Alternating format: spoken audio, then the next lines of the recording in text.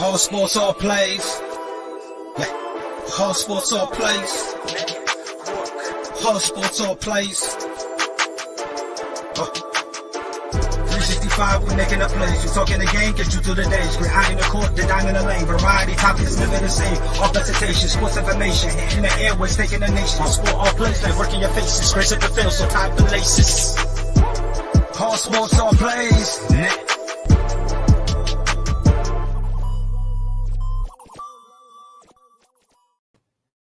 What is going on, everybody? I am Mike Hughes. This is Jim Cross, and you are listening to a very special new series that is going to be going on every Thursday at 7:30 p.m. Central. Welcome to Pros and Joes. Pros and Joes is going to be an amazing conversation where two Joes are sitting with pro baseball players who are former college athletes, former studs who are slowly making their way into the MLB. Super exciting. Jim, how are we feeling today, brother? Man, absolutely glorious, man. I'm ready to do this thing with you, no doubt. Now, one of my favorite things we're going to be talking about throughout this entire season. Season 1 of Pros and Joes is going to have an amazing segment. I'm super excited to launch this one. Friends or foes? Jim, we have two special guests today. I want to get a little bit of insight on you before we bring them on. Two Tennessee Volunteers. On your all top 10 list of Tennessee Volunteers, where do you rank these men? You going to do me like that right out the 100%, gate? 100%. Well, I'm going to tell you something. Pavolony has to be at the top. Conor was the first guest that I invited on from Tennessee. And when he did, he said to me, can I bring my roommates, Cheese and Liam? And so he gave me a 3-for-1 special out the gate. So how can I not have him at the top? He's the governor. He's the man. And then if you're going to put me gun to my head, I'm not going to say Trey and say that just because he's on here. It's got to be Evan Russell, man. That's my dude, and you know that.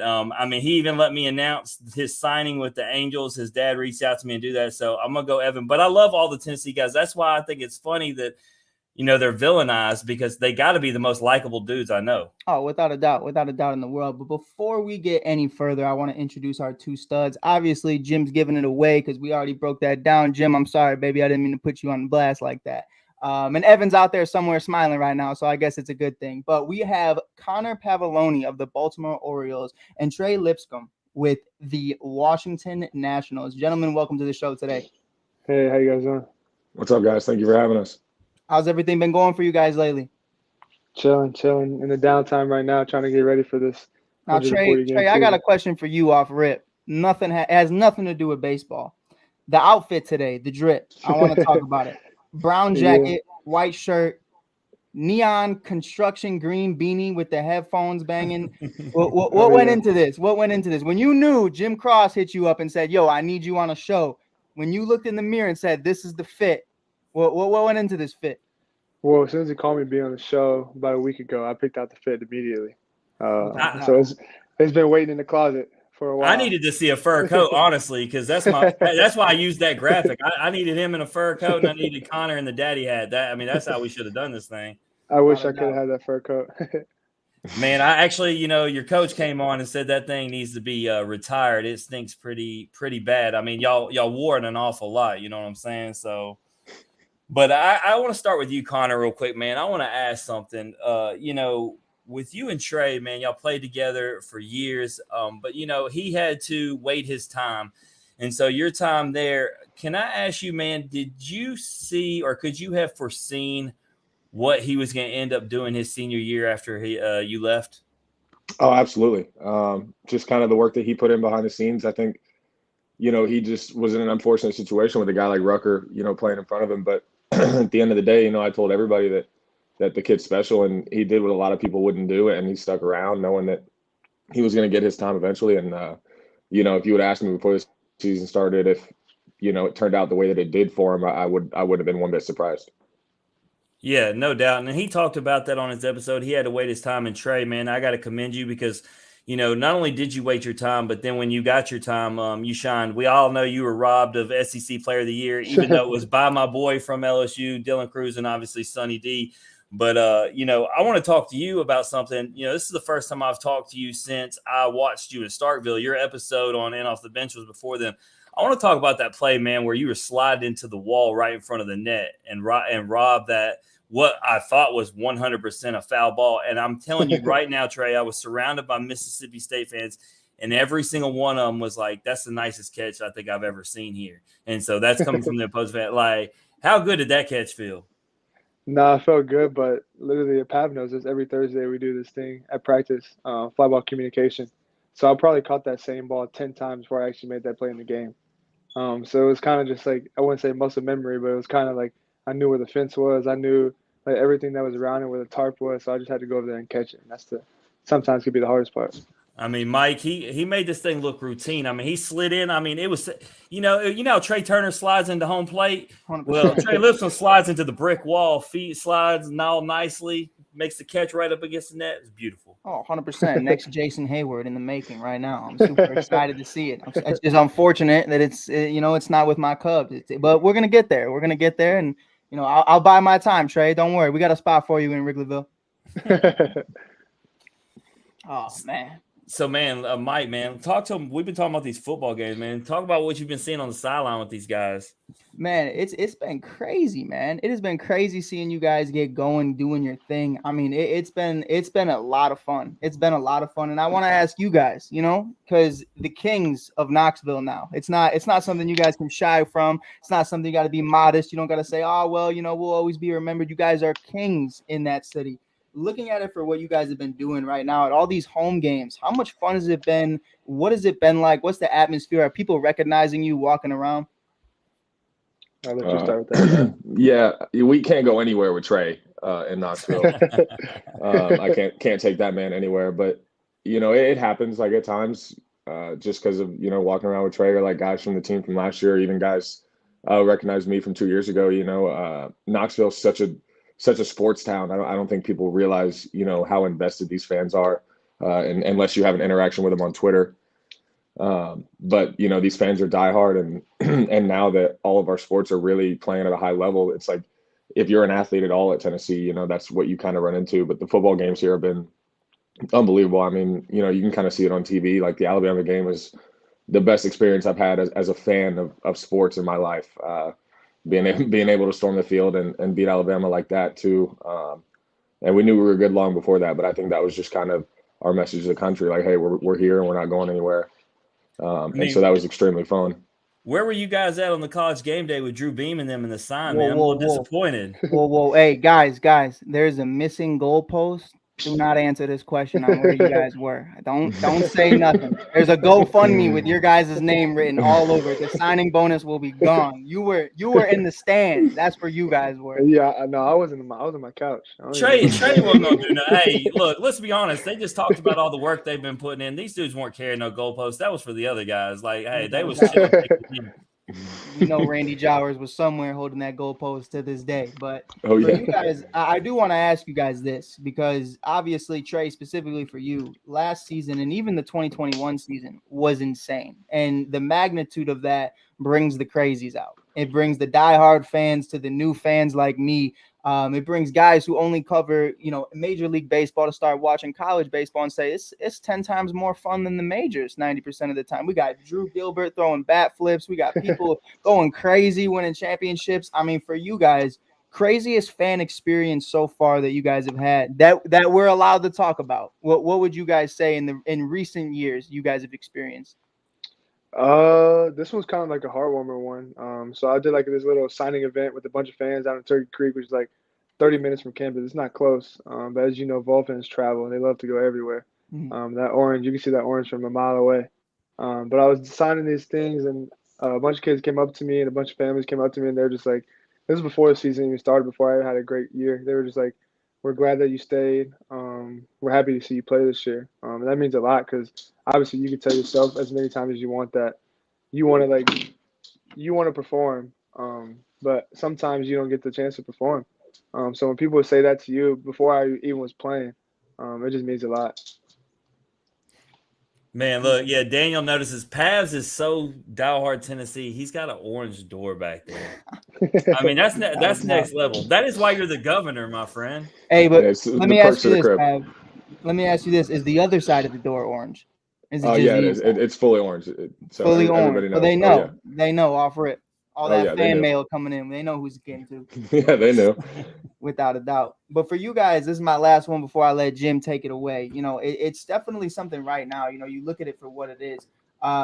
It's a conversation of the game is changing. This is not another year. And I know Conor, fully well getting drafted the season prior, about, how your routine has changed for both of you guys, though, for guys that may not know since the last time they've heard from you on In Off the Bench, plugging that in on Apple Podcasts and Spotify right now. You can check it out. DB, Randy Jowers, and Jim Cross. And sometimes I'm allowed, but in all seriousness, it's something where your routine changes, or maybe it doesn't. For you guys so far, entering this new stage of your careers, what's been the biggest change for you guys?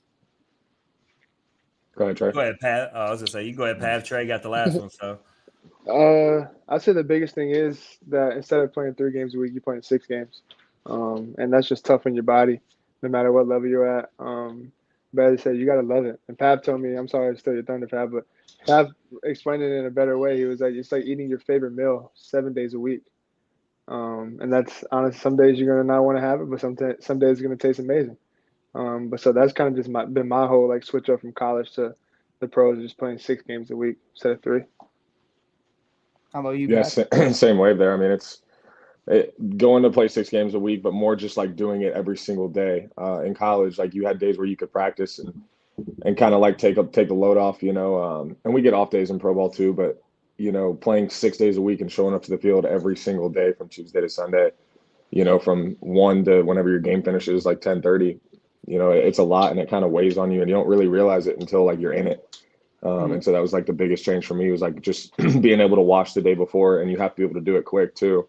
Especially if you're like, a guy like Trey who's going to play 6 days a week because he's an infielder, or and because he's just a valuable player. So you got to figure out how to watch it and move on. Without a doubt. And Pat, for you, this is my last one because it was one of the most interesting ones that when Jim and I really sit down and we talk about all the Tennessee greats, we're not being, cocky, we're not being modest. There's a lot of guys going through the pipeline right now in the minors that have come out of Tennessee. For you, obviously some of the biggest changes are pitching. And especially in the minors, all the way up to the majors, single A, double A, triple, all the way to the show, you start to see the progressions. For you, having as many Tennessee fans and as many Tennessee players have the hype that goes around being a Tennessee Volunteer. Obviously, you got guys right now throwing 104. Has it been an easy transition for you catching in that experience? Oh, 100%. I think the arms that I got to catch in college were just absolutely elite arms. Guys like Chad Dallas, who I got to catch every Friday, I think going to a school like this and having the staff that we had from my freshman year all the way up until my junior year, it prepared me a lot more than I think if I would have went somewhere else. And I think a lot of that credit goes to Coach Elander here too. I mean, you can't really overlook the fact that he was the one that I worked with on catching for 3 years here too. So a lot of the credit into what I am, as a catcher and just as a leader on the field, a lot of that credit goes to him too, and he doesn't get enough of it. Especially, like just what he does as an assistant coach, and he doesn't want the credit either, but he deserves a lot of it. Pavs, could you ever imagined Evan Russell? Mike talks about catching those electric arms. A couple of those came in after you. Could you ever imagined Evan not only shifting from left field to catcher, but being able to do it so successfully the way he did? Absolutely. That's just who he is. I heard that he was catching, I think, at the beginning of that fall when I got back from my first season of pro ball. But, as soon as they told me, it was just kind of one of those, oh, really? Like, that's sick. Just knowing that he's going to be able to do whatever you need him to do, not only just for him to be in the lineup from a selfish perspective, but like for the team to win. I think he's going to do whatever it takes to make sure Tennessee has a higher score. Did he reach out to you? We just talked. We talked pretty regularly. So it was just one of those things that came up in conversation one day. And then when I got back, it was pretty cool to be able to work with him as a catcher and and really practice with him too. And it was a lot of fun. Yeah, no doubt. So the only other question I got before we're going to get to the foes part of this, we're doing all the friendly stuff, is I do want to know, during your final season in Tennessee, obviously you hurt your hand. Is the hand back to 100%? How are we doing? Yeah, no, it's actually really funny because the same thing that happened to my right hand in college happened to my left hand this year in pro ball. And so I ended up breaking my left hand in the same spot that I broke my right hand. But yeah, they're both fine now. But yeah, it was, I think the 3 weeks that we had off from the time that we got done playing until the time I ended up going down to Florida after the draft, gave it a good bit of time to heal, and so that was nice to be able to take that time off. One, just for my hand to heal, but two, just to get ready to go into what the next chapter of my life would be. Yeah, absolutely. So Trey, I'm gonna come to you with my first question. Now that we're gonna get all the friendly stuff out of the way, now that y'all aren't teammates, who hits better bombs, you or Pavolony? I don't know. Pav's hit some far ones. I mean, he's had some memorable ones too, especially off. I think a guy. I don't know if you guys know him, but his name is Jack Leiter. I don't know if you guys know Yeah, I've heard of him. him. Yeah, Nah. but Pav hit that home run, and he said, "There we go." And you can hear it. It's one of those ones that just right off the bat it just goes. But I don't know. Pav's had some really, really far ones, but I don't know. I had 22 of them, so it's kind of hard to Yeah, say. there you go. I was gonna say, don't play humble all the way. No, he had more homers last year, I think, than I did in my career. But yeah, there is something to be said about when you do send them pretty far. So is that your way of saying, Connor, you think it's Trey also because he hit more? Yeah, I mean, I just kind of stopped counting them after a while when I was watching them in my hotel room on TV. But I've seen him hit some in practice too. You guys have no idea. So yeah, I'm gonna have to go with him just because I've seen it. I don't think everybody's kind of seen what he can do either. But yeah, definitely go with him. Yeah, and I think what goes under the radar with guys like y'all who hit the way y'all do is how the defense goes, unnoticed. And I think for Trey, a lot of people, because he had such great, outstanding offensive numbers, nobody really understood how good a third baseman he was. And obviously with you, Connor, I mean, people knew that you were a great catcher, but I think a lot of times they looked at you as more of a power hitter in the lineup than they realized how just, much of a general you were behind the plate. So, Trey in Washington, man, where are they going to have you at come spring training? Like, where are they going to start you with? I have no idea. They kind of just sent us a program to like follow like a schedule like on weights and stuff. But anything else, I haven't heard anything from them. I just know I'm going to go down there sometime in December for like a strength camp / hitting camp. But I don't know when in December. And then obviously spring training in Florida. But I haven't heard anything else besides that, like where I'm going to start or anything. So when you get to wherever you go and y'all start playing and you line up against an opposing pitcher that you played with at Tennessee. So let's just, let's throw out like Blade Tidwell. Like, Yeah. I mean, are you going to be salivating, excited about that moment? Or is there going to be kind of like, man, that's my boy on the other end? Oh no! Anytime you step between those lines, it's a little cliche, but anytime you step between those lines, it's game time, and you're just trying to be better than the guy out there. Because I promise you, if I'm facing Blade, he's gonna want to beat me. He's gonna want to break my bat or just blow me up. So I'm not gonna take it easy. Yeah, and with you, Pavs, the first one I think about is Cheese, man. That's your boy. Like, are you absolutely? I mean, you're trying to tee off and take him yard. I mean, if I face Chad, for sure, that's definitely what I'm going to try to do. But I actually ended up facing one of my former teammates this year in high A. It was Andrew Schultz, who I played with in 2019, and he threw me 6 straight sliders. And I sent him a text after the game so fast, and I was like, dude, really? Like 6? Like, bro, come on, like we need something.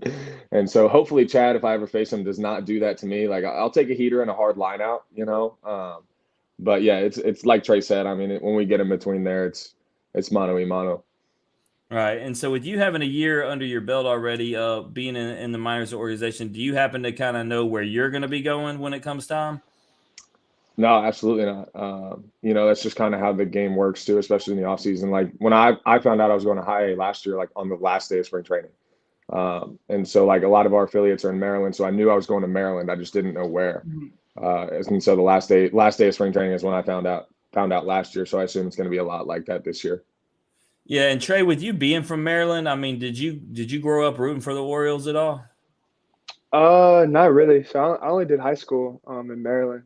And then before that, I lived in Florida. So I've always been kind of like a Miami Marlins fan / Tampa Bay Rays fan, just because they were indoor. And I like some indoor stadiums, like the domes.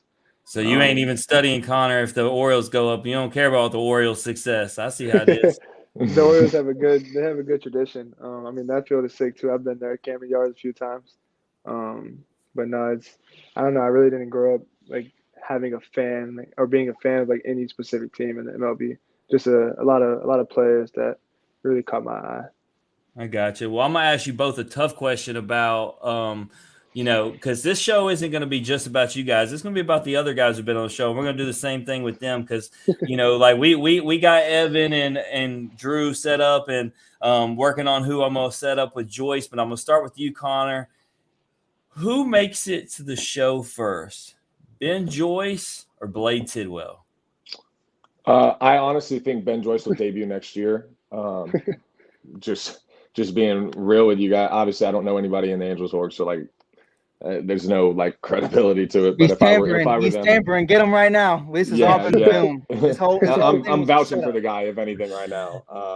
I think that he'll debut next year, and so like, I think it'll be Ben, but I don't think Tiddy will be too far behind him. Yeah, no doubt. And so for you, Trey, I'm gonna give you. Obviously, had a setback with injury, but I'm gonna put you against Drew Gilbert, who's making it first. Me or Drew Gilbert? You couldn't even have Pav and somebody else. No, that's actually, he was just talking about the respect factor. When I think about the two guys who produced the most, y'all are the two guys that I think of last year. So that's why I'm putting you up against them.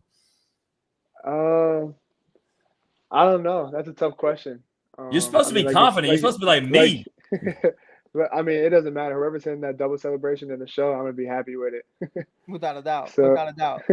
Are y'all still gonna have that swagger? Y'all still gonna be flipping bats and having fun like y'all did in college? Oh, come on now. It's always like have to. Gotta have some fun somewhere. But in the pros, you got a good chance of catching one the next time around. College, that you don't necessarily do it as much. So you gotta worry about that aspect of it. And you know how hard it is to get on base? Right. especially Pavs, whoever's taking, if one of y'all ends up taking Ben Joyce, y'all might be taking 105 to that backside. You know what I'm saying? Oh, no, I'll sprint around the pitches. Without a doubt. Jim, I do got a question for you too, though, because I know you putting my guys on blast. Right now, in the game as presented, even though he hasn't made his debut yet, we have Drew Gilbert going against the greats at bat flipping. We got Fernando Tatis Jr. We got guys like Tim Anderson. The list goes all the way around. Is Drew Gilbert already, in all three of your opinions, the best bat flipper in the game currently? No, because he's not even the best one on that Tennessee squad. Jordan Beck's bat slam is better than any bat flip I've ever seen. I don't know. Ask these boys that. What's better, the bat flip or the bat slam? I don't know. I've seen Drew do it so many times that I got to go with the bat flip. And I hit behind Drew, so I got a good view of it every time. But no, that bat slam.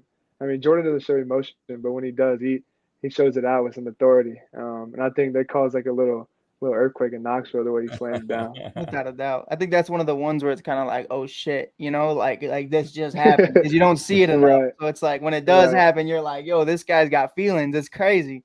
Right. Exactly. For sure. So when you look at just overall, obviously we've thrown out some names, but if you just look over the guys that even you were throwing out older guys, Connor, but guys that y'all have played with that have made it up, and you look at the numbers and the amount of guys who are in the minors and everything. I mean, it really is just astounding what Tennessee has built and the amount of guys that you do. So I feel like it's inevitable that a lot of you guys are undoubtedly going to see each other. Some of y'all may even be rostered together depending on the teams and everything and moves that are made. And so, I mean, that's one of the cool things. We make the joke about the foes, but we knew that all of y'all would still be friends. And I kind of imagine it like the Dolander Gilbert story. Dolander said when he came on that Gilbert let him know the first day that he showed up about when he hit the home run and bat flipped on him when he pitched at Georgia Southern. But it was all good. They were still boys. And so I know it'd be the same thing when y'all play each other. But, y'all talked about off-season workouts or whatever. What's that? Let's start with you, Trey. What's that look like for you right now? Because, I mean, you got a long period until y'all actually start spring training. You can't get complacent. So what does it look like for you right now? Usually Monday through Friday. Me and Pat are both working out in Knoxville at the baseball facility. And then we have a window before they start practice from 9 to 12. So you can get in there anytime you want. If you want to go early at 9, show up at 9, which I know Pav does, or you can show up like around 10, 10:30 and get your workout. And you just got to be out of there by 12. So we just go there, do our work. We have coaches like Ricky Martinez. I know he's the first base coach last year who hit ground balls to us. He'll throw BP to us. He'll flip to us. So it's kind of just whatever you want to get in. You got to be your own coach, and I think that's the toughest part about the transition into pro ball is that you don't have guys like piggybacking you, telling you to get stuff done. It's kind of like a job now. Like they're paying you to do something. So you got to go out there, and it's not like not let them down. We have to show them that like you're putting in the work in because when you get to spring training, I've heard it's hard to play the catch up game. That's just something that everyone should try to avoid, and I'm definitely working on it. Yeah, and you said talking about being at the Tennessee facility with Pavs. I believe it was Joyce. I can't remember. That said that he was there training. How many of you old players are actually there training? Right now. There's probably 8, 9. 9 or 10 maybe. 8, 9 former players, and then you got guys like Lane Thomas, guys like Nick Senzel that played here a little bit ago, but are in the big leagues now, and training up here. So. It's a great group we got up here. And then are you actively like participating with the current rostered guys in any way?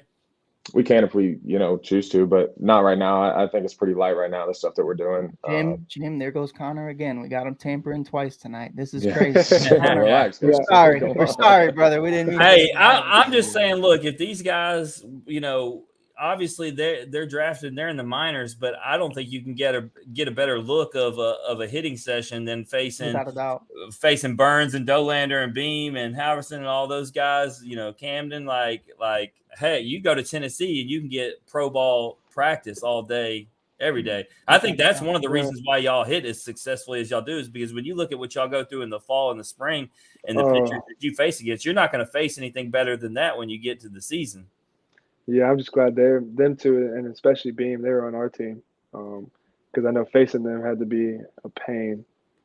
Yeah, and so coming into this season, let's talk about them for a second. Even though this is about you guys, with those pitchers coming back, and they're only going to get better, right? You only get better with time, and barring staying away from injury, that Tennessee pitching staff, not because y'all went there, but is there going to be any? I've been studying myself. Is there going to be anything comparable in the country when you look at that starting rotation?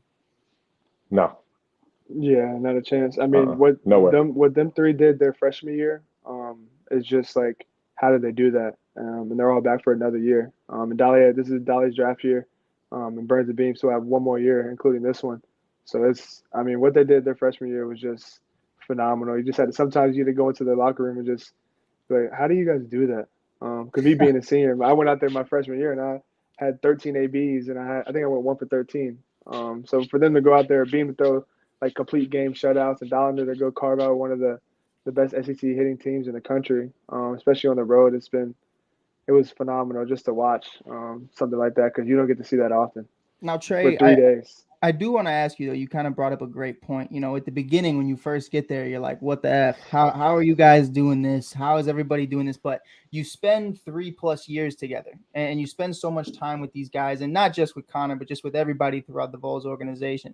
You get up there and then now you're in the bigs playing against them at some point. Are you going to be able to dissect their game to your new teammates? Are you going to out your former brothers and be like, yo, listen, I know what Conor's great at. I know what he's not great at. I'm going to out him. Or are you going to play it smooth because, hey, that's your guy. That's your guy. No, I mean, by the time they make it to the league or by the time I make it to the league, they're going to have something that, like, I've never heard of. Or I'm going to change something up. They're going to get better. We're both going to be better. So I think it's going to be two completely different people out there competing against each other. We might have, the same, friendship, but there's stuff. I mean, Dolly's stuff can only get better. Joy's stuff can only get better. So it's going to be hopefully my swing catches up to that fastball. Jim told me before the show how nice of a guy you are, and I'm starting to hate it. Conor, I want you 3 for 3 today. Tell me how you're going to snake everybody out. Tell me. Yeah, man. I mean, I think Trey said it perfectly too. I think there's going to be different players. And I'll tell you, right now, especially compared to what we do in college, from a scouting report perspective, these guys that do the analytics and the scouting reports in the minor leagues or in just professional baseball in general, especially in the big leagues, these guys, they know everything about you. You don't even have to say a word to them. Right. And so any insight I could provide wouldn't be very helpful to them. Is that a little bit? is that a little bit of a crazy adjustment for you guys, though, the analytical part of it? Because obviously the huge transition, you start to see it more in college and maybe your senior year of high school, depending on, if you're doing pro camp somewhere. But for you guys now, I mean, guys know what you eat for breakfast every day in the morning. Guys know what color underwear you're wearing. Like it's a crazy kind of level of atmosphere when you look at some of these professional guys and what they're doing. So for you guys, how informative, I should say, has it been for you guys to learn off of some guys whose jobs is professionally to teach you guys how to be better every single day?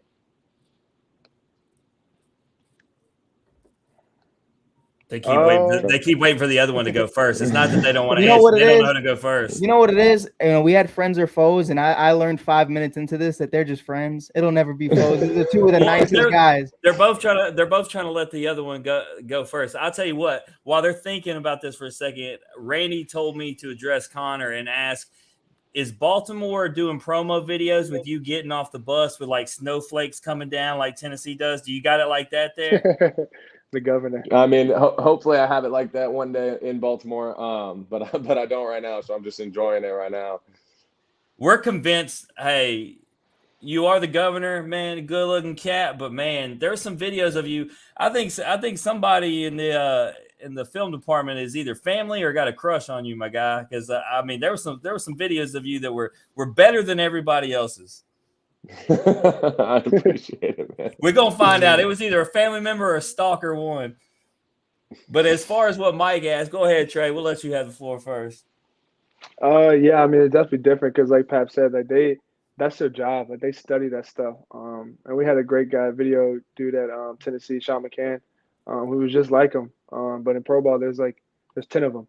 They all got a key little nugget that they saw this guy before, or they know what he's going to throw. I mean, they have all the numbers out there. But for me, just going up there I had 20 games in low A, so really nobody had like any information on me. So just going up there and I was seeing a lot of heaters. I think my first AB, my first AB, I hit a home run. And then like the next 5, I had like strikeouts or something. It was something like that.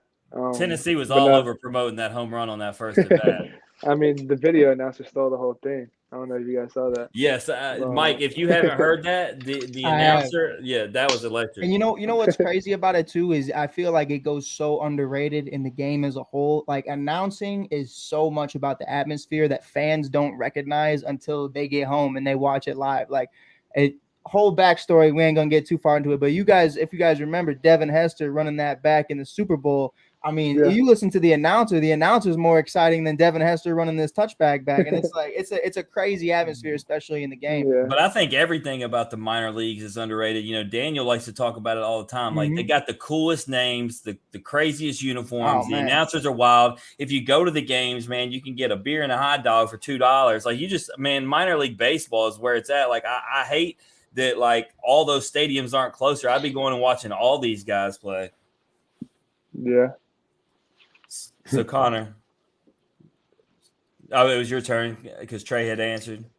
Oh yeah, no, I think for me, especially as a catcher, like I have to see both sides of it, and so seeing how in depth it gets, especially with these guys, like I think the biggest issue that sometimes talking to these guys is like just the translation of what they're trying to say, and what like the information is there, but like can I understand it and do all that? So I think was the biggest adjustment, especially at first, was trying to see how these guys are, not only like creating these scouting reports, but how should I read them? Like what's important, what's not, and everything like that. So I think it's good for the game. But I think that the feel for the game will always overtake the analytics. And I think that's how it always should be. Man, Randy gonna get on you like that, Mike. I mean, why would you bring the Bears into this show? Honestly, bro? you know what's funny? And Connor was there. Bye, Trey. No, I'm just playing. Trey, I'll be right back. We got some technical difficulties going on.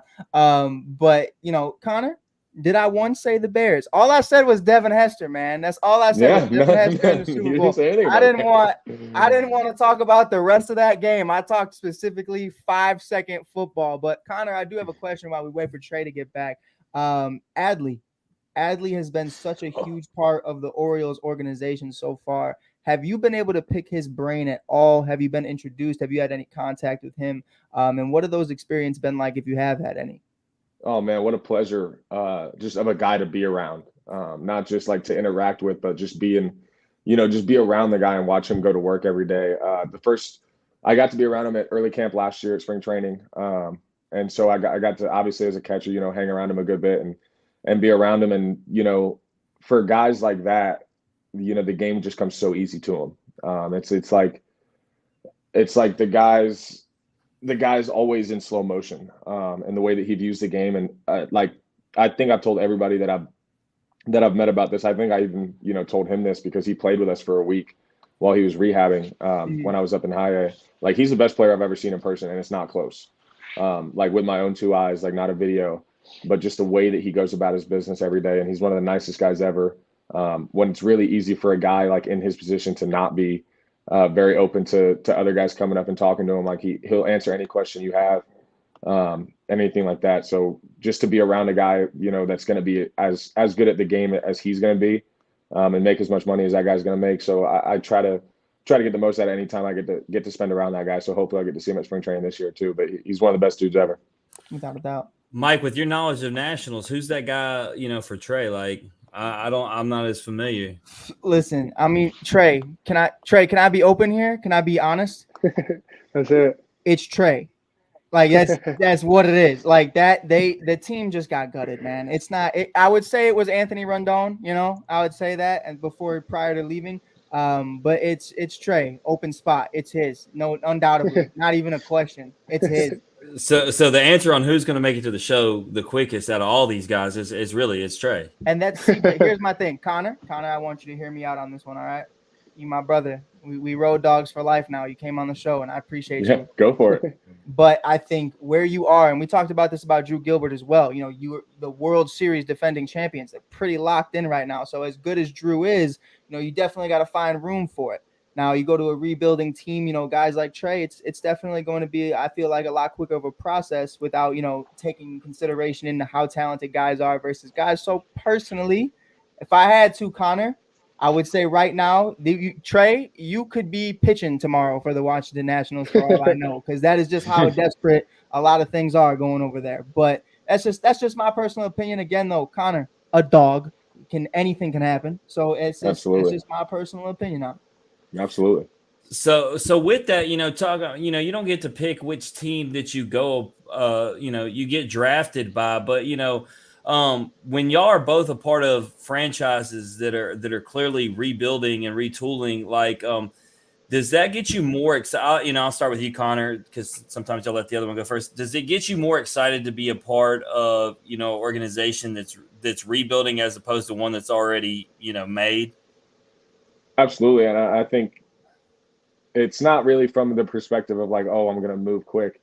Because obviously, like, the Orioles have been rebuilding for 4 years. And this year was kind of their coming out party. Like, hey, we're starting to get better, with the pieces like Adley, like Gunnar. But more from the perspective of like, hey, like, this team is rebuilding. So they're going to invest in you as a player. You're really going to develop. They're going to actually like take care of you because they're trying to get better.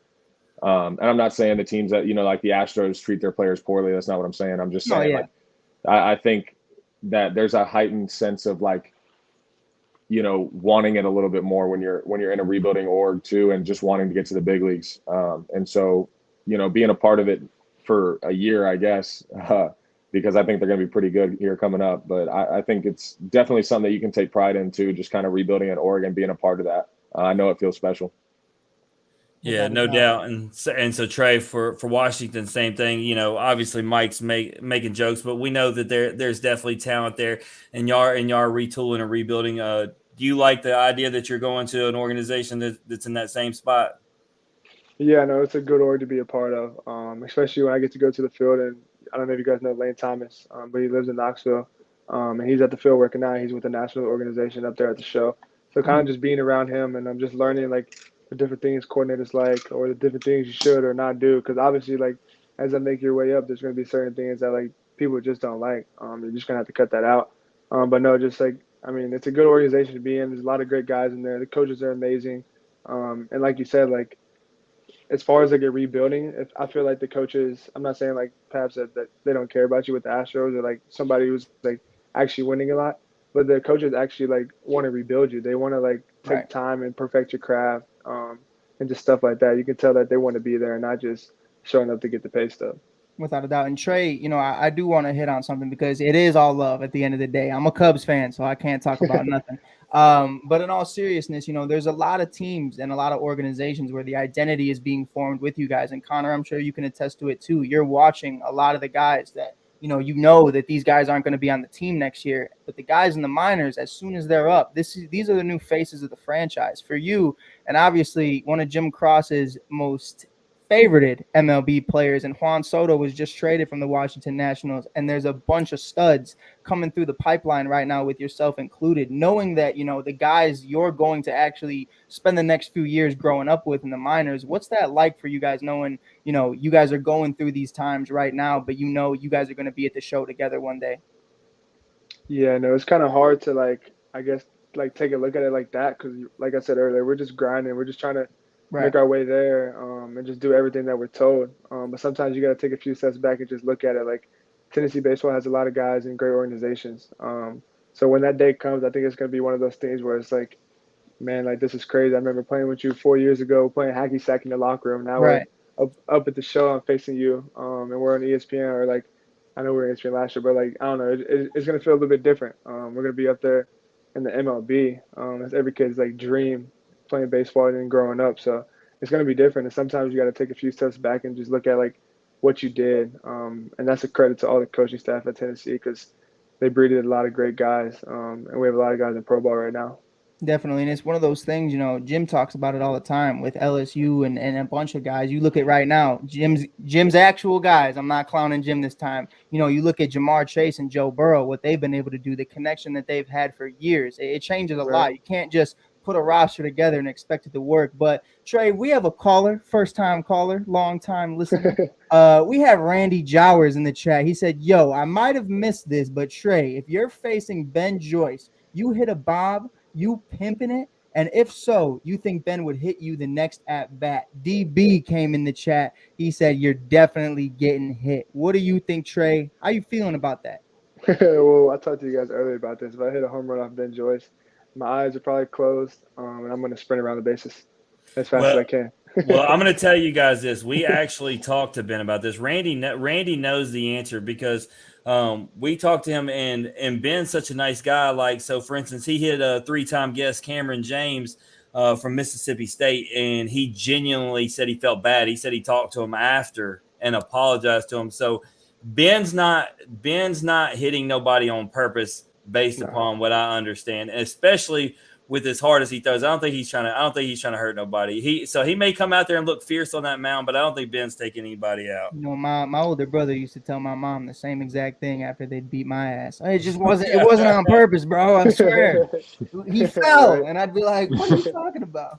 But as far as your Juan Soto comment, since you decided to throw that in, Mike, give me Trey, give me Rucker, give me Liam Spence, give me any of them dudes from Tennessee before Juan Soto in their early years. That dude's overrated. Overrated. I said it.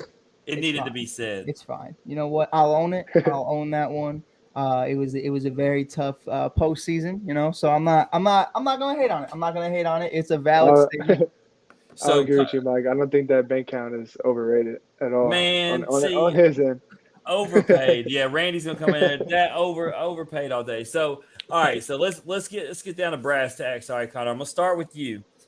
If you can pick, and obviously it doesn't have to be a pitcher, obviously that's who you'd be facing as a batter, but if you could pick which one of your teammates, you make it to the show, who's the first teammate that you would want to see on the opposing side just because it would be that much fun that it's that guy?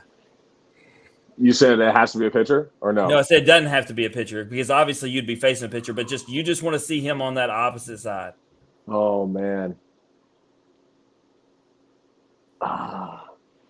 It would be. I gotta break it down, and I wish I could say 5 guys. No, you can't. This is like the this or that where Daniel tells you can't do that. I need one. This is tough. Gotta be Chad, man. I think not.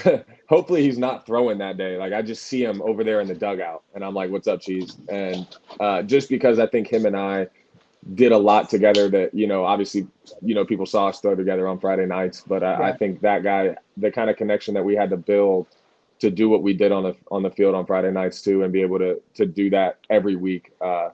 I think I have a pretty special connection with that guy. And so as long as I'm not facing him, I would love to see Chad up there. But, you know, I lived with a lot of these guys that are my closest friends. So any of them, you know, I think I'm going to see all of them up there one day. But I think Chad's got to take the cake on that one. So what do you think about, you know, we asked him about this. Him and his brother came on recently. You know, he looks so weird without, as he calls them, the mosquito goggles. What do you think about, you know, seeing Chad out there? It doesn't even, I mean, you lived with him, so you've seen him without his glasses. But for guys like us that we've never seen, I mean, like, doesn't he just look like a completely different guy on the mound? Yeah, it's completely different, and it's a different guy. And, you know, you say, like, we lived with him, so we saw him without glasses, but we didn't. Like, before he had his LASIK or whatever that made his vision better, like, he couldn't see without glasses on, like literally could not see. So everywhere that we went, like he always wore his glasses.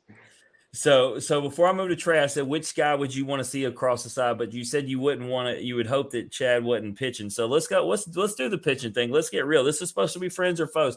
If you could pick an ex-teammate pitcher that you want to, it would be the first one that you would want to face. You want that challenge. Who is it? Look at them both trying to be the nicer guy. Oh no, I thought you were gonna let Pabs. No, I was letting Pabs. I was still with Pabs. I wasn't at Trey yet. No. Because he said you said you would hope that Cheese was. These are the nicest guys I've ever met in my damn life. Since you said I have my answer. I got mine. No, since you said you wouldn't want Cheese to be pitching, who is the pitcher that you'd want to face? Oh, that's tough, man. I'm trying to think.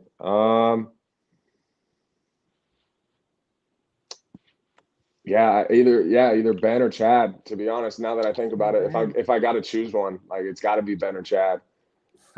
Or actually, you know, I would actually probably end up choosing Hundley, just because I know I wouldn't be able to take the at bat seriously. Like I really wouldn't. I would step in the box and he would smile at me and I'd smile back at him and I'd be like, oh man, there's no way I can do this right now.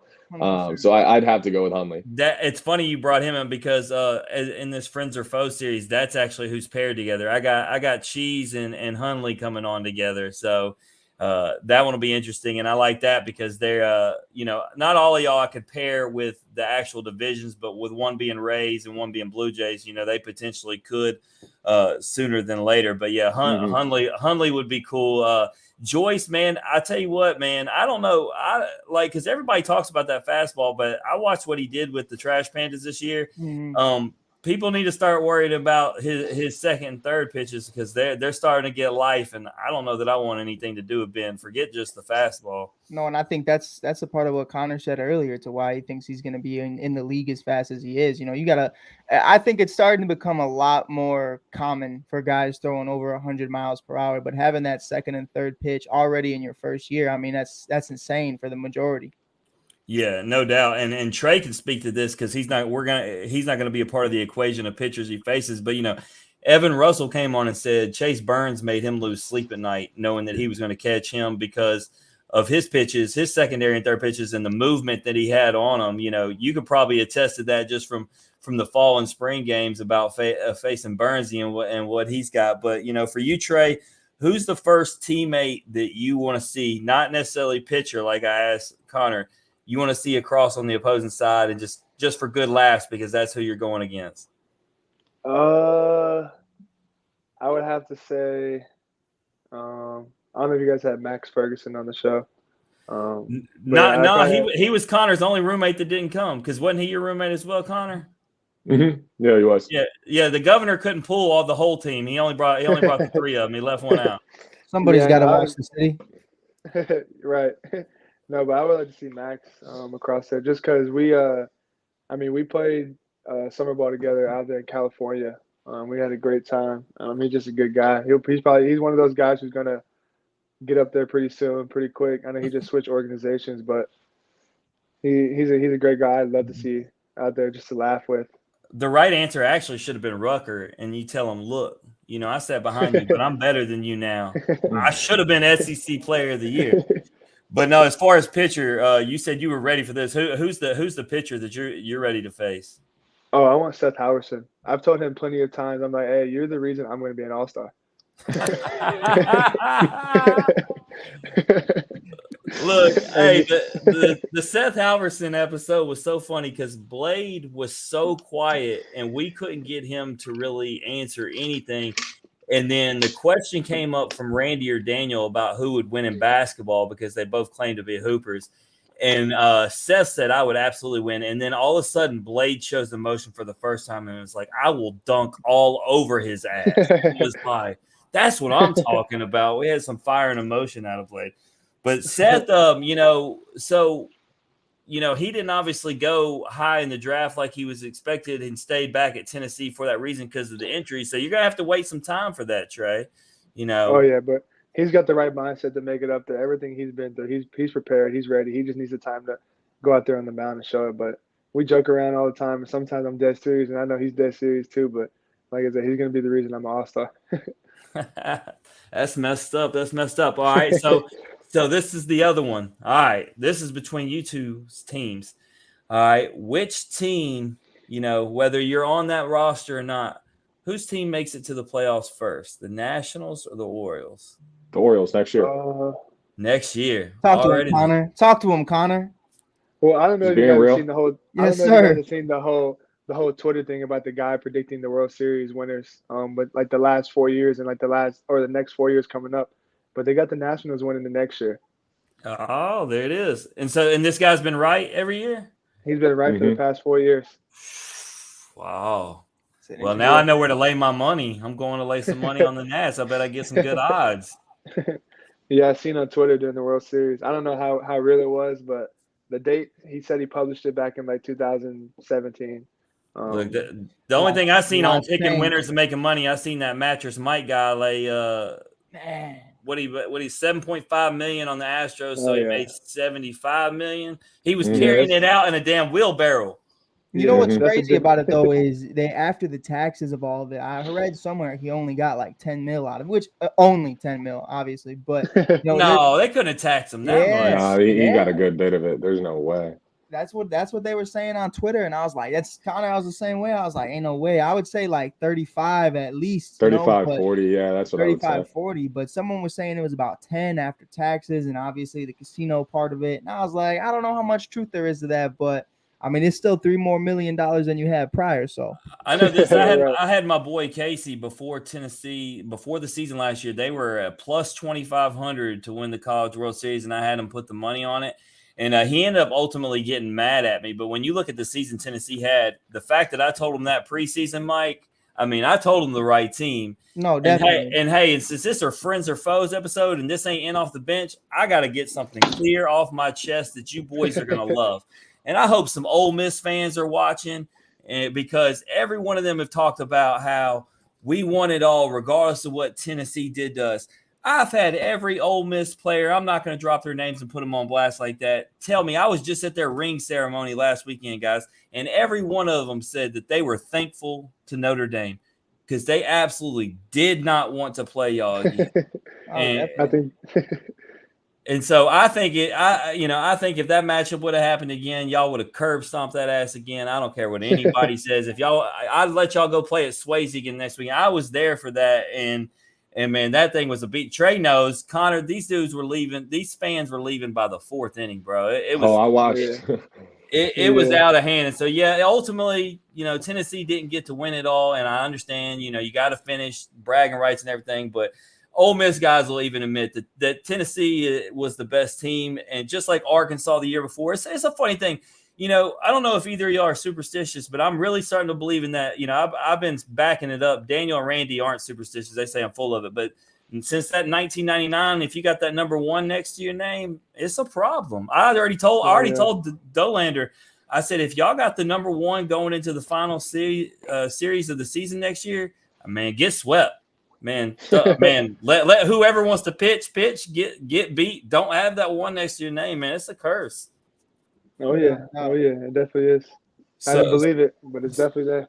So with that, man, if you guys get the opportunity, which I'm sure you won't, y'all will be busy playing baseball. I've told this to every Tennessee guy because I want y'all to make sure y'all get down there. Get down there to Baton Rouge. If not, watch it on TV. And I need you to watch my LSU boys. With as good as y'all's pitching is, I've told Dolander this to his face already. Y'all gonna get worked. I just want y'all to know that ahead of time. LSU is going to take care of business then. Omaha and everything else in between, y'all can lay your money on that. Yeah, they did a great job of that 2 years ago. Yeah, I was about to say, I hope they were ready for round 2 because Dolly shoved it up to them pretty good last year in the SC tournament. Yeah, but hey, we've added so much. I mean, I think we're cheating. We got so many guys on the roster. Yeah, the best team on paper for the last 2 years.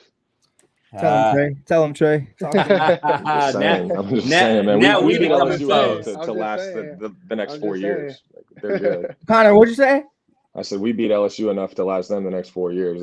Randy likes to remind every LSU guest that comes on that they made Paul Maneri cry and retire. So, I'm glad. As a matter of fact, it's going to be great, though. It's going to be a really good series, man. Yeah, it's funny. We've asked, and y'all are the older guys, so y'all will actually understand this. When we've been asking the recent Tennessee guests what series they look forward to more, the LSU or the Arkansas, all of them are saying LSU because the whole Arkansas heated thing was a few years back. And so to most of the new players, that's not a big deal to them. But, man, the idea that Tennessee gets a chance this year, obviously we talk about how good they're going to be, but they get a chance to make statements because they get to go to the box and Baum Walker. So it's going to be cool. It really sucks that, y'all are going to be doing your own job and not be able to go because those would be obviously cool things for y'all to show up for. I'm sure y'all do y'all's best depending on y'all's schedule to be able to watch. But, man, I expect Tennessee and LSU, all jokes aside, to be in Omaha. And now I expect the Nationals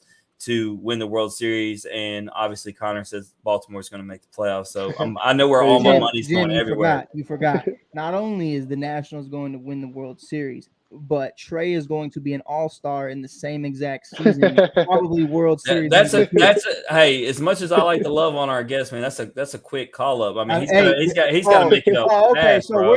we're just out here saying that the Nationals are going to win the World Series, but Trey can't make it to the league.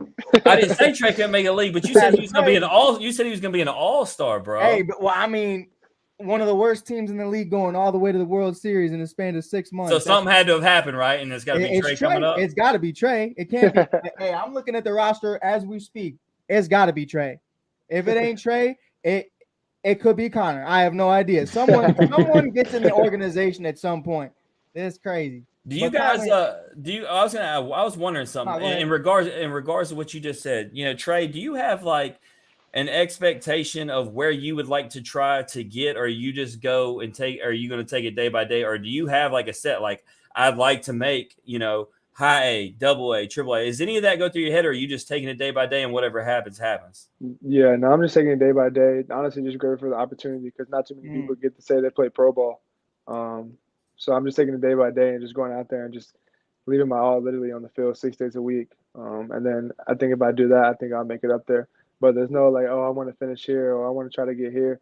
Because I think that's too much thinking. And the more you think, it's the worse you get. Same for you, Connor? Yeah, absolutely. I mean, it's all about, it's all about the process at the end of the day. You can't be thinking about, I want to make it to AAA. When you're sitting in high A too, you got 142 games to get through. If you're thinking about that, you're gonna have a little trouble with them. Without a doubt. And Connor, for you, we kind of talked about it. 2022 for the Tennessee Volunteers was insane. And obviously you were watching a huge part of it. You were supporting them as much as you could, but you say you got to lock in and you got to stay focused to what you're doing. How hard was it to multitask, especially during the playoffs, what you were doing on the field versus what your boys were doing in Tennessee? It was extremely tough, mainly because that was the topic of conversation in the locker room every day.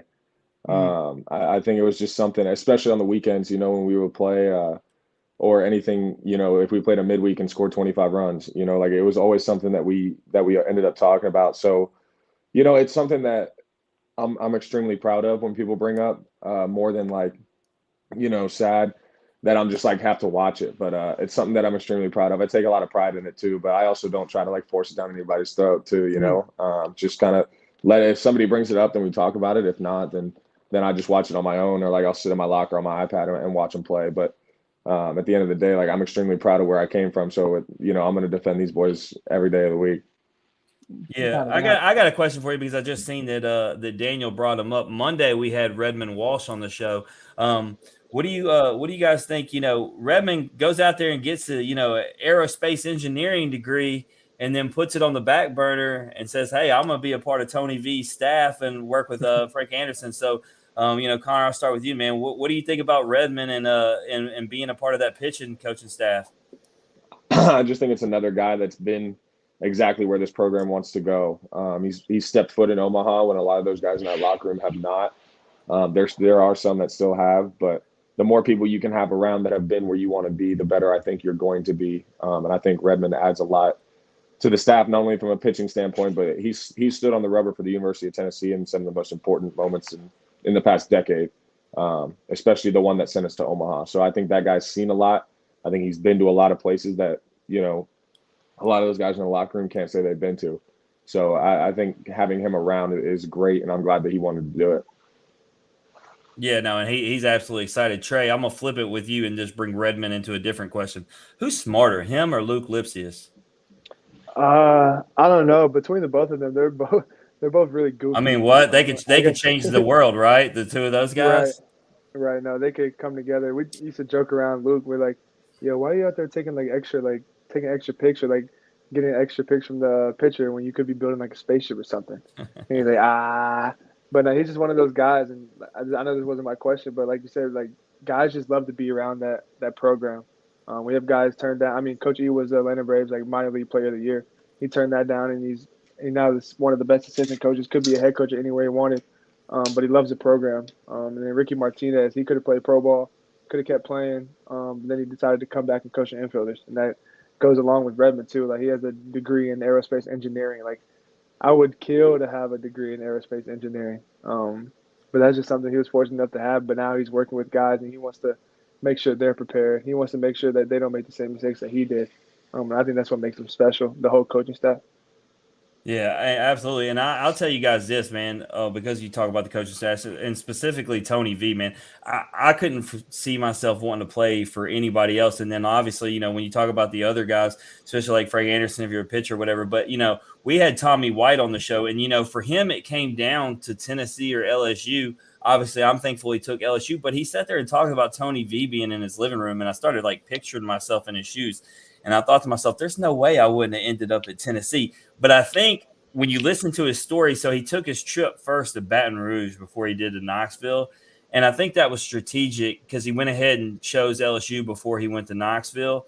I don't think he wanted to go to Knoxville because I think if he would have went there, he knew there was no turning back. I mean, we sit there and talk about the athletics there and everything. And right now, I mean, if he would have went over there and went to a Tennessee sporting event and hung out with Tony V, I mean, I think he absolutely would be in Knoxville. So he was like, you know what? I already like it here in Baton Rouge. I'm not going to make this decision hard on myself. But I just pictured Tony V being in my living room, and there's no way I would have told that dude no. Which, by the way, Randy noted that Connor, he thinks that you might be related to him. He said you kind of got a little flair like he does.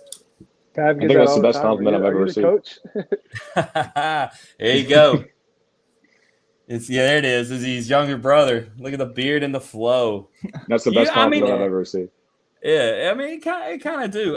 My favorite thing, I was trying to ask it off the top of the show, and I was talking about Drew Beam holding that sign with the other guys of Coach V. What y'all think about that? Where he was doing the pose in the underwear. I forgot what the sign said. Yeah. I couldn't get past the fact that they put his face on that ad. Yeah, I don't know I don't know what that was. I think it said "Who's your daddy" or something. I think that was something along the lines of it. But I don't know who put that together or whose idea was it to go out there to. It was Beams because he was vocal on Twitter saying he was looking for a sign guy to get something made right out the gate. So I have no doubt who the mastermind behind that was. I can tell you who looked like they didn't want to be a part of it. If you look at the picture, it's so funny. Chase Burns looks like he feels guilty and he doesn't want to be there in the picture.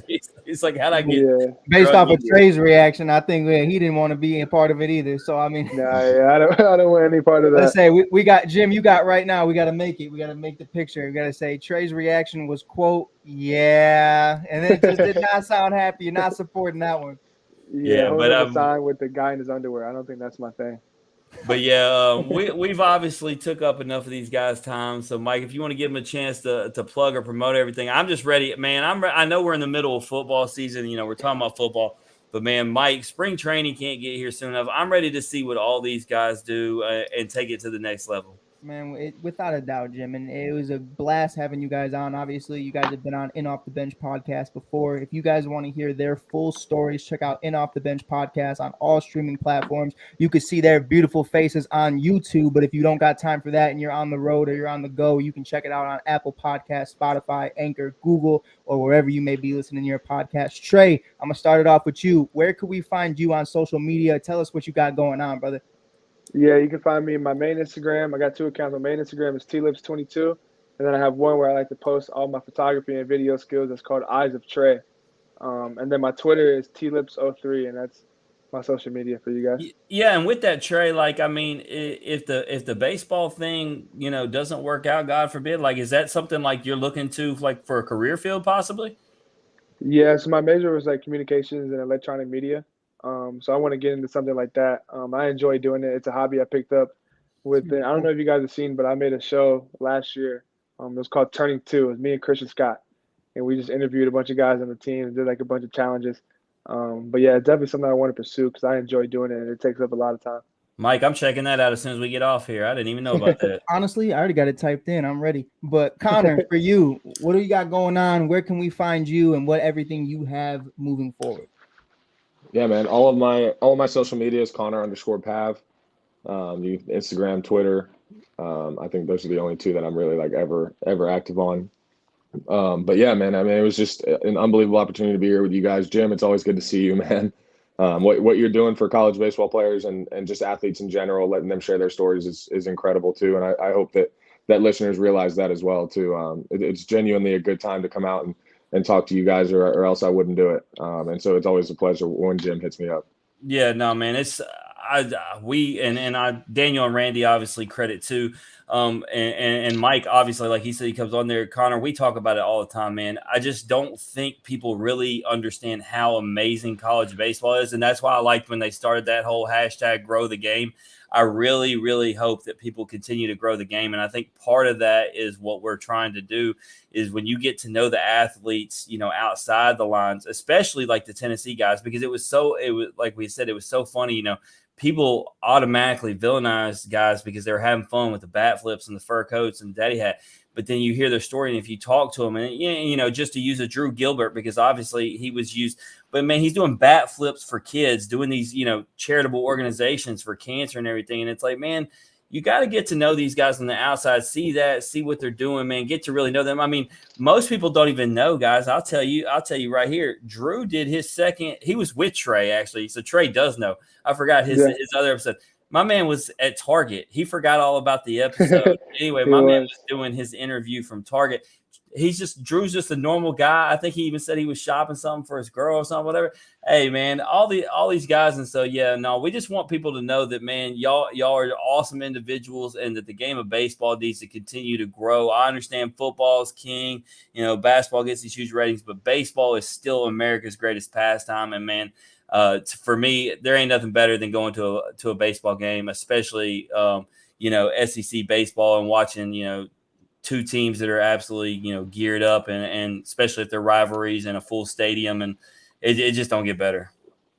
Without a doubt. No, it's kind of hard to second Pav, but I'll piggyback him. Yeah, you guys are amazing. Keep doing what you guys do. It's always a pleasure to hop on the show with you guys. It's always a good time. Get to check out and just talk to you guys. Appreciate it. Well, we got it in all the Tennessee forums. I would have liked to have gotten some questions from the Tennessee thing, but one of the things that I didn't consider, man, is and I need to talk to whoever does it. They got to give it access first, right? Like, and so whoever's their thing. And so when I put them, they haven't been given access yet. So I was really hoping to get some Tennessee folks with some questions. So I need to tell them ahead of time when I'm going to do it so they can do it. So that's me dropping the ball, but y'all are our first episode for this. So it's a learning curve. So I apologize. We will be better. I promise. We'll have you guys back on sometime soon when you guys are. They'll be the first and the last episode of Friends or Foes. So we'll see you guys next week. No, I'm playing. We do appreciate you guys coming on. Yeah, absolutely. Thank you guys for having us, man. What a blast. We'll talk to you guys later, man. Absolutely. With that being said, I am sitting here with the great Jim Cross off the Bench podcast. Jim, before we get out of here, wrapping up episode 1, is there anything you want to say? How do you think episode 1 went? Where can everybody find In Off the Bench, your Twitter handle, and Jim's amazing Instagram, where he will let you know even when a college player changes his clothes every single day? This man will keep you updated. Look, I'm gonna start with this episode, man. We definitely got some growing to do. We got to get some things done. But that's why I like that we had 2 nice, humble guys that we could start with. That will be lenient and patient with us. But I mean, nonetheless, I think people got to know them, more than they probably previous did. And we did have some people that got to interact with them. But In Off the Bench, you can find us. You can obviously, like you said, on the social media. I'm all about it. My question for you, Mike, I'm going to kind of flip it. I need some advice, right? You're not married, don't have kids, so you might be the wrong person to ask, but I'm going to ask you anyway. The Purple and Gold series is this weekend for LSU, right? A lot of bragging rights on the line. I've been going to Baton Rouge a lot. Been leaving the family hanging. Should I just go one more time? Listen, Jim, I'll break it down like this. At the end of the day, you get one shot at this thing. That goes for life and marriage. But hear me out when I say this. You can have one shot at several marriages, but only one shot at life. So I think, Jim, I'd rock out. I'd go. I'd do your thing. And before we get out of here, though, I do want to say this one time because it is definitely something I need to say before I go to bed every single night. Quoted by the great host that I hope to live up to one day, DB, strong body, sharp minds, grit and grind all the time. I'm voting Jim Cross going to the LSU game. What do y'all think in the comments? Let us know. Does Jim go? We're gonna start a poll. But you know what? So your wife. You actually need to cut it before Daniel gets a chance to enter in on this poll, because he'll tell me to do the right thing. DB's always welcome. DB's word. But DB's gonna tell me no. He's gonna tell me to stay home. He's always the good advice guy. I don't want the good advice guy. That's why I asked you. If I wanted the good advice, I would have asked Daniel. I wanted the bad advice, which is why I asked you. I take offense to that, sir. But it was a pleasure, man. This was a great episode. I do want to say, for everybody listening, we will have a kick-ass intro coming in. We have a dope logo. And I'm pretty sure I could go ahead and say who's next, Mike. And it's going to be a trio, actually. We're going to have Tim Elko, Dylan DeLucia, and Brandon Johnson from the reigning national champs. And you want to talk about 3 completely different personalities? That'll make it pretty interesting. So me and you got to come extra ready next time, because it's going to be 3 guests. We need to work out the kinks, and we need to make sure we got high entertainment. Without a doubt. Now, within the next couple of days, you guys can find our Instagram page. We are going to post it. Jim Cross on Facebook, Instagram, wherever you follow us, or myself, Mike Hughes, the Shy Kid, because the Shy Kid was taken, apparently. Don't know who that asshole is, but whatever. I'm going to find him. Don't even worry about it. I'm going to find it. I'm going to be like, change your name. But in all seriousness, within the next couple of days, we are going to post up where you can find our amazing show all the time on Apple Podcasts, Spotify, YouTube, Instagram, Twitter, etc. We are going to make the accounts. This was something Jim and I have had in the process for a very long time, but we go as they go. When the guests say they're available, we do a show, and we weren't fully ready today, but we are going to be ready, and we are going to get this thing going. I appreciate all you guys coming in. Jim, any final words? Where can they find you on social media, brother? Man, you said it. I think everything's just Jim Cross. I don't know. Let me look at my own. Honestly, I think your Instagram's something else. It's Jim Cross, but it is something. It's J Cross 2146. Look, you thought the fans were just gonna know that? Look, no, and funny story. I'll end on this, Mike. Me and Randy were talking about the other day. My handle actually used to be Always Right 2146, and then Chris Vernon from the Chris Vernon Show on ESPN Memphis decided to burn me and talk about the 2,145 people that were right before me. And so, I was like, I might have to get rid of the whole always right thing. So I think you had to. I think that one hurt. But I am always right, Mike. No, actually, if you've seen our picks right now on our show, I'm in 3rd place, bro. I'm not always right. I'm losing. Bro, ask Randy. I have forgotten to give my Sunday picks to our guy Charles at the Touchdown Crew all year long. So I'm 0 in a million right now. I need Randy to forget to turn in his picks for about 3 weeks so me and Daniel could catch him. Because Randy never misses it. Randy might not be on the show every Sunday, but he never misses his picks. He's got them sent in. He's been killing it. I actually need him to fill out my parlays at the casino so I can make some money off these picks, bro. 100%. But before we get out of here, I do want to say I appreciate all you guys tuning in on the All Sports All Plays Network. This has been Pros and Joes, Friends and Foes edition. Thank you guys for listening. This is Jim Cross and Mike Hughes. As always, strong bodies, sharp minds, grit and grind all the time. DB, I love you, baby. All sports, all plays. All sports, all plays. All sports, all plays. 365, we making a plays. We talking the game, get you through the days. We're high in the court, the dime in the lane. Variety, topics, living the same. All presentation, sports information. In the airways, taking the nation. All sport, all plays, they working your faces. Grace at the field, so tie the laces. All sports, all plays.